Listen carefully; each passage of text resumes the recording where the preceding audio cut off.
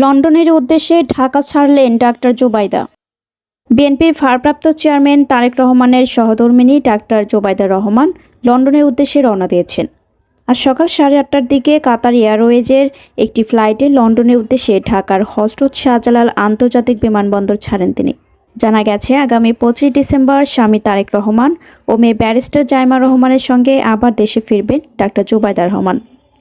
এর আগে গত 5 ডিসেম্বর দেশে আসেন ডাক্তার জুবাইদা রহমান। দেশে পৌঁছেই তিনি হাসপাতালে চিকিৎসাধীন বিএনপি চেয়ারপারসন ও সাবেক প্রধানমন্ত্রী খালেদা জিয়াকে দেখতে সরাসরি এভারকেয়ার হাসপাতালে যান। গত 23 নভেম্বর থেকে রাজধানীর এভারকেয়ার হাসপাতালে চিকিৎসাধীন আছেন বেগম খালেদা জিয়া।